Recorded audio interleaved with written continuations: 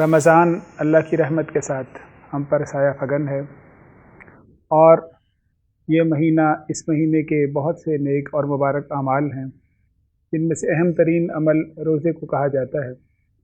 یہ روزہ ایسا مبارک عمل ہے جو عمل ہمیشہ سے ہر قوم ہر ملت میں اللہ تعالیٰ نے پہلے سے جاری کر رکھا ہے۔ اللہ تعالیٰ نے قرآن کریم میں مسلمانوں کو یوں خطاب کیا، یا ایھا الذین آمنوا کتب علیکم الصیام کما کتب علی الذین من قبلکم لعلکم تتقون۔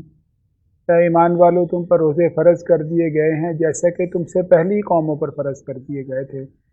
اور روزوں کا مقصد کیا ہے؟ تاکہ انسان تقوی شعار بن جائے، تاکہ تقوی اس کی پہچان بن جائے اور اس کا شمار متقین میں ہونا شروع ہو جائے۔ روزے کا یہ مقصد ہے کہ انسان کے دل میں اللہ کا خوف پیدا ہو، اور اس کے لیے اس کے دل میں اللہ کی ملاقات کا اشتیاق ہو، وہ اللہ کی جنت کا متمنی ہو، وہ اللہ کو راضی کرنے کی کوشش کرے، دل اس کا پاک اور صاف ہو جائے۔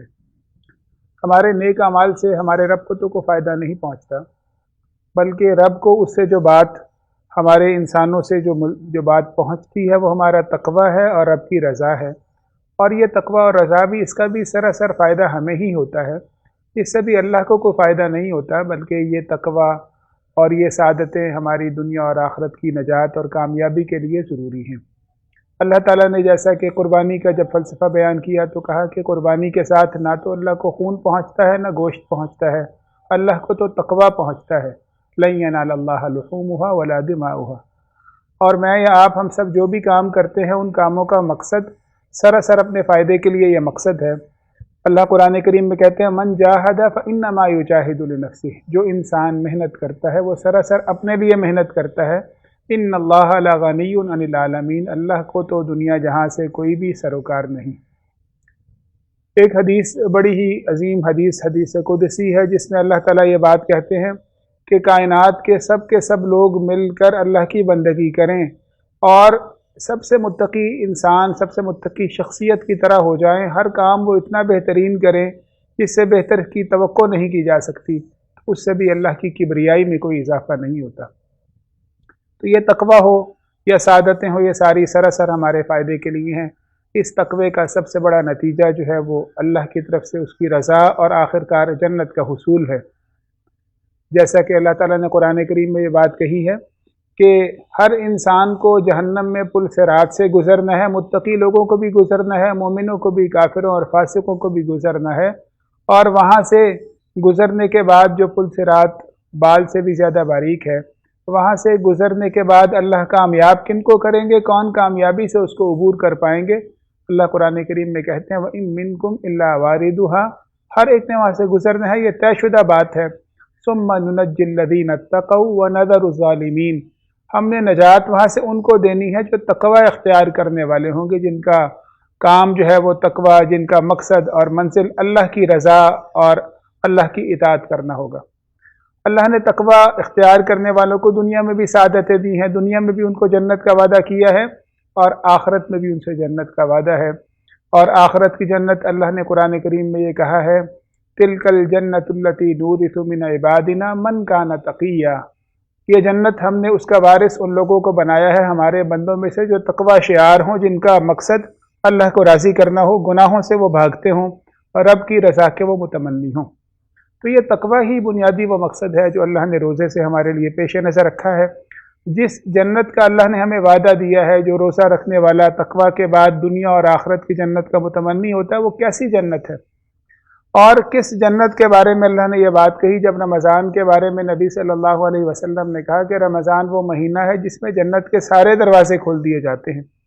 تو جنت کے دروازے کیا اس کی عظمت ہے کہ اس میں رمضان کے مہینے میں اس جنت کو تیار کیا جاتا ہے اور سارے دروازے کھولے جاتے ہیں، اور ہر روز اللہ کی طرف سے لوگوں کو جہنم سے آزادی ملتی ہے۔ اللہ تعالیٰ روزانہ ایسے لوگوں کے لیے منادی کرتے ہیں کہ ان کو جہنم سے آزادی کا پروانہ ملتا ہے۔ یہ رمضان کی خصوصیات میں سے یہ بات ہے۔ اس جنت کے بارے میں بھی چند باتیں ہمارے ذہن میں رہنی چاہیے تاکہ اس کا اشتیاق ہمارے دلوں میں ہو۔ اللہ کے نبی صلی اللہ علیہ وسلم اور قرآن و سنت اس کا اشتیاق ہمارے دلوں میں پیدا فرماتے ہیں۔ اس کے شوق کے بارے میں بہت سی آیات اور احادیث موجود ہیں۔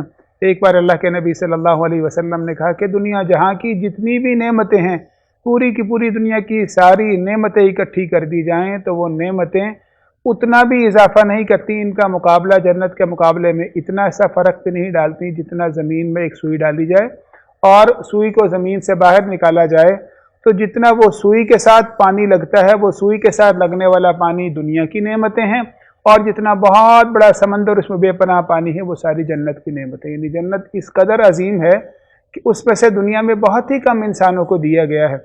جنت کی عظمت کے بارے میں نبی صلی اللہ علیہ وسلم نے ارشاد فرمایا کہ جنت کی عورتوں کو اللہ نے یہ مقام دیا ہے کہ جنت کی ایک عورت اگر وہ دنیا کی طرف ایک بار دیکھ بھی لے تو دنیا جہاں کی ظلمات، اس کی تاریکیاں ختم ہو جائیں، دنیا میں کوئی تاریکی کا نام و نشان نہ رہ جائے۔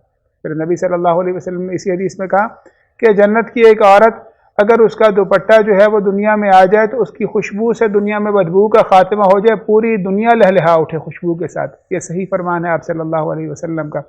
پھر آپ نے کہا ایک عورت کا، جنت کی ایک عورت کا دوپٹہ اس قدر قیمتی ہے کہ دنیا و ما فیہا سے زیادہ وہ بہتر ہے۔ یہ وہ جنت ہے جس جنت کا وعدہ اللہ تعالیٰ نے متقیوں کو کیا ہے، جس تقوی کو کر کے ہم اللہ تعالیٰ کی رضا کی توقع کرتے ہیں، اللہ کی رضا کے لیے کوشش کرتے ہیں۔ یہ وہ جنت ہے جس کے سب دروازوں کو کھول دیا جاتا ہے۔ جنت کے دروازوں کو کھول کر اس پہ داخل ہونے کے عمل کون سے ہیں؟ نبی صلی اللہ علیہ وسلم نے اس کے لیے ارشاد فرمایا، کچھ روزے داروں کو بیان کیے، کچھ خواتین کو بیان کیے، ہر ایک کے لیے آپ نے اس میں سے اعمال بیان کیے۔ آپ نے ان میں سے ایک عمل بیان کیا، جو بندہ بھی جب وضو کرتا ہے تو وضو کرنے کے بعد آسمان کی طرف نگاہ بلند کر کے اشہد ان لا الہ الا اللہ و اشہد ان محمد عبدہ و رسولہ پڑھتا ہے، اس کے لیے جنت کے سب دروازے کھول دیے جاتے ہیں۔ کہ اتنا بڑا عمل ہے، جو بندہ دل کی رضا کے ساتھ رب کے سامنے یہ بات کہتا ہے تو جنت کے سب دروازے اللہ تعالیٰ اس کے لیے کھولتے ہیں۔ ایسی خاتون کے لیے نبی صلی اللہ علیہ وسلم نے کہا کہ وہ خاتون جو کہ 4 کام کرتی ہو، جو نماز پڑھتی ہو، روزہ رکھتی ہو، اپنے وجود کی، اپنی شرمگاہ کی حفاظت کرتی ہو اور شوہر کی اطاعت کرتی ہو، تو اللہ تعالیٰ جنت کے سب دروازوں کو اس کے لیے کھول دیتے ہیں، اور اس کو کہا جاتا ہے جس دروازے سے تم چاہتی ہو جنت میں داخل ہو جاؤ۔ اسی طرح رمضان کے مہینے میں صدقات دینے والے، اللہ کے حضور میں انفاق کرنے والے، ان کے لیے بھی نبی صلی اللہ علیہ وسلم نے کہا کہ جس انسان نے رمضان کے مہینے میں 2 جوڑے اللہ کی راہ میں صدقہ کر دیے، 2 جوڑوں سے مراد کوئی بھی چیز، جانوروں کے 2 جوڑے، یعنی کثرت کے ساتھ اس نے کوئی بھی 2 چیزیں اللہ کی راہ میں دے دی، تو اللہ تعالیٰ کی طرف سے منادی ہوتی جس دروازے سے تم جنت میں جانا چاہتے ہو اس دروازے سے جنت میں داخل ہو جاؤ۔ تو رمضان کا مہینہ وہ ہے جس میں جنت کے دروازوں کو کھول دیا جاتا ہے۔ بعض دروازے نماز والوں کے لیے، بعض دروازے روزے داروں کے لیے، اور ایک دروازے کا نام باب الریان ہے جو روزے داروں کے لیے ہے۔ جب سیدنا ابو بکر صدیق کے سامنے یہ واقعات بیان کیے گئے تو آپ نے نبی صلی اللہ علیہ وسلم سے پوچھا، اللہ کے نبی کوئی ایسا بھی انسان ہے جس کو تمام دروازوں سے بلایا جائے گا؟ تو نبی صلی اللہ علیہ وسلم نے کہا ایسے بھی لوگ ہوں گے جن کو تمام دروازوں سے بلایا جائے گا، اور ابو بکر آپ ان میں سے ہو جن کو جنت کے 8 دروازے بلائیں گے۔ تو اللہ تعالیٰ نے جنت کو بڑا ہی خوبصورت، بڑا ہی عظیم بنایا ہے۔ اس کے اندر اللہ نے ایسی نعمتیں رکھی ہیں جن نعمتوں کا انسان نے کبھی توقع نہیں کی، کبھی امید نہیں کی، اور انسان کے لیے لہم ما یشاءون فیہا ولدینا مزید، جو کچھ انسان چاہے گا وہ سب وہاں ملے گا انسان کو، اور اس سے بہت زیادہ ملے گا۔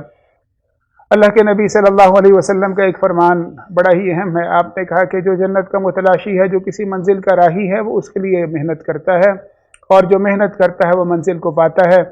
آپ نے کہا کہ من خاف ادلجا، جو انسان اللہ کا خوف رکھتا ہے، جو تقوی اختیار کرتا ہے، وہ صبح سویرے نکل پڑتا ہے، اور جو صبح سویرے نکل پڑتا ہے وہ منزل کو پہنچ جاتا ہے، اور جو منزل کو پہنچ جاتا ہے وہ آخر کار اللہ کے انعام کو پا لیتا ہے۔ پھر آپ نے کہا اللہ کا انعام وہ جنت ہے، الا ان سلعۃ اللہ الغالیہ، اللہ کا انعام بڑا ہی مہنگا ہے، اور وہ اللہ کا انعام جنت ہے، اور جو جنت کا متلاشی ہے اس کے لیے بے پناہ کوشش کرتا ہے، اور جو کوشش کرتا ہے وہ منزل کو پاتا ہے، جو اس کے لیے عزم کرتا ہے آخر کار اللہ کی رضا اس کو حاصل ہو جاتی ہے۔ تو اللہ تعالیٰ روزے کے اس مقصد کو ہم سب کو عطا فرمائے، اور جو روزے کا مقصد ہے کہ اس کے ذریعے تقوی ہمیں حاصل ہو جائے، اللہ تعالیٰ ہم سب کو تقوی شعار بنا دے۔